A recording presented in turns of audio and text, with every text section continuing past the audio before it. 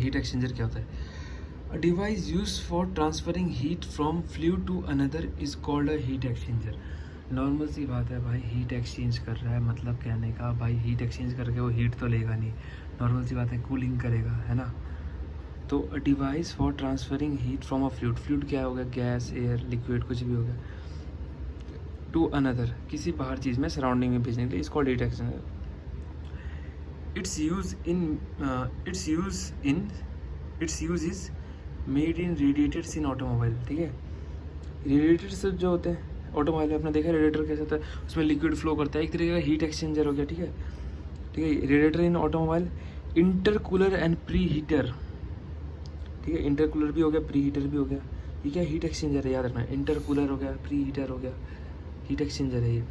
Condenser in boiler, boiler के अंदर heat exchange कौन करता है? कंडेंसर करता है, चीज़ों को ठंडा कर देता है। इन स्टीम प्लांट में कंडेंसर एंड इवेपोरेटर। ठीक है, इन स्टीम प्लांट में condenser and evaporator in refrigerators. ठीक है, और रेफ्रिजरेशन में क्या होता है? रेफ्रिजरेशन में कंडेंसर एंड इवेपोरेटर, जो कंडेंसर होता है और जो इवेपोरेटर होता है वो क्या करता है? रेफ्रिजरेटर में होता है। And air conditioning unit, the following two type of heat exchangers जो होते हैं, नॉर्मली दो तरीके के होते हैं, एक होता है पैरेलल फ्लो हीट एक्सचेंजर, एक होता है counter flow heat exchanger. Parallel flow को हम को करंट भी कहते हैं सेम फ्लो में, और ये होता है काउंटर करंट। अब ठीक है, हम इसके बारे में पढ़ते हैं फटाक से। ये है, ये समझ में आ गया? यही था, बॉयलर में कंडेंसर होता है, स्टीम प्लांट में कंडेंसर और इवेपोरेटर, बॉयलर कंडेंसर है, बॉयलर, अच्छा सॉरी, कंडेंसर और बॉयलर होता है हीट एक्सचेंजर स्टीम प्लांट के अंदर। ठीक है, कंडेंसर और इवेपोरेटर होता है रेफ्रिजरेशन के अंदर। ठीक है, आप पढ़ते हैं, ये इसको याद रखना स्मार्ट को। पैरेलल फ्लो और काउंटर फ्लो क्या होता है, फटाक से पढ़ते हैं।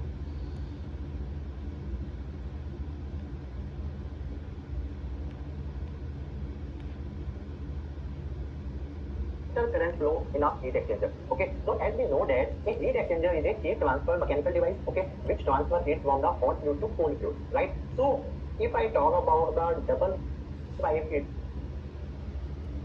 exchanger or the silent tube heat exchanger, so there we talk about the flow pattern. Okay, that flow pattern could be co-current as well as it could be counter current, right? And it could be the combination of both. So in this video we are going to discuss about the difference between the co-current flow and counter current flow, right? So let's discuss. ठीक है, ये करेंगे। ठीक है, parallel flow counter flow पता ही है हमें। अब देखो हीट एक्सचेंजर का मैंने जो नोट होता है, heat exchanger are device design to transfer heat between two or more fluid, liquid, vapour or gases or of different temperature. ठीक है, depending heat exchange, heat transfer process can be gas to gas हो सकता है, liquid to gas होता है, liquid to liquid अगर होता है through a solid separator, through a solid separator which prevent mixing of fluid of direct flow. अच्छा, मतलब हीट एक्सचेंजर क्या है कि मतलब किसी हीट एक्सचेंज करता है पर उनको आपस में डायरेक्ट कांटेक्ट नहीं आने देता है। ठीक है, थ्रू अ सॉलिड सेपरेटर। ठीक है, रेडिएटर हो गया एग्जांपल हीट एक्सचेंजर का, हीट एक्सचेंजर है जो हीट एक्सचेंज करे उसे कूल करने के लिए, एग्जांपल इन रेफ्रिजरेशन हो गया। ठीक है, अब हम लोग बोलते हैं parallel flow. about it. So ये हीट एक्सचेंजर दो तरीके का, पैरेलल और काउंटर। अभी देखो, so if I talk about the parallel flow, so you will see that in a parallel flow or in the hot fluid and cold fluid enters at the same end. What is the meaning of this? It means that, see, this one is your hot fluid, that is the hot fluid in, and from here your hot fluid will be out, right? Now what about the cold fluid?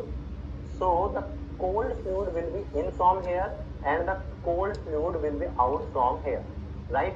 So now read the statement again. The hot and cold fluid enters at the same end. So this is your end, right? Flow in the same direction. Now they both are flowing in the same direction from left to right, right? And you can say both are flowing in a parallel direction. Okay, that's why it is also known as the parallel flow pattern in a heat exchanger, and leave at the same end. So now you could see here the hot fluid. ठीक है, तो यही चीज़ है, कहने का मतलब है parallel flow में क्या होता है, same direction flow in same direction. देखो सेम डायरेक्शन में हो रहा है, क्या मतलब एक ही डायरेक्शन से एंट्री होती है और आउट भी एक ही साथ होता है, बताया ना इसने। अब इससे फ़ायदा क्या है वो सब हम देखते हैं, let's see. fluid out and the cold fluid out. So both leave at the same end, right? This is all about the co-current flow. Now let's talk about the counter current flow. In a counter current flow arrangement, the fluid enter at opposite end. Okay, see, this one is your hot fluid in. अब देखो opposite and कहने का मतलब कि cold अलग direction से घुसेगा, hot अलग direction से घुसेगा, काउंटर है ना। और इसमें क्या है, सेम एंड हो गया, मतलब हॉट भी सेम एक ही साइड में घुसेगा, ये भी एक ही तरीके से घुसेगा, एक ही साइड से घुसेगा। This is your hot fluid out, and but in this case, your cold fluid is in from here and the cold fluid is out from here, right? But if you will see the flow pattern, so this is your hot fluid which is going from the left hand to right hand, but your cold fluid is going from the right hand to left hand, means both are opposite to each other, right? So that's why it is a counter current flow.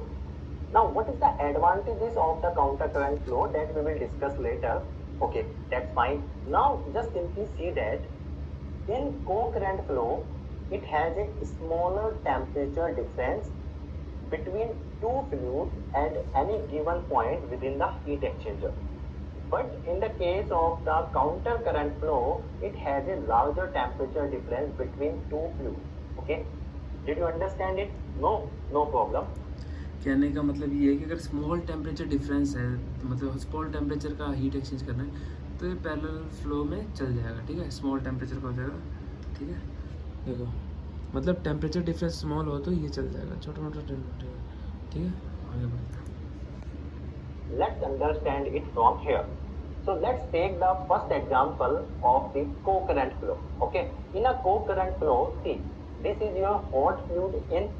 Okay, and let's assume that the hot fluid inlet temperature is 100 degrees Celsius and hot fluid outlet temperature is approx 90 degrees Celsius, right?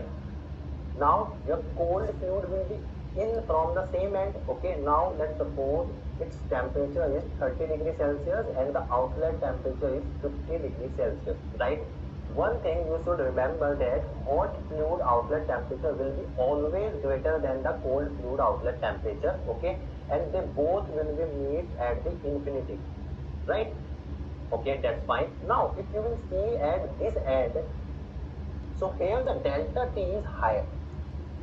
As a child, I wanted to build robots, self-driving cars, a rocket that goes to Mars. Let's say delta T1. But in this case, the delta T2 is very less.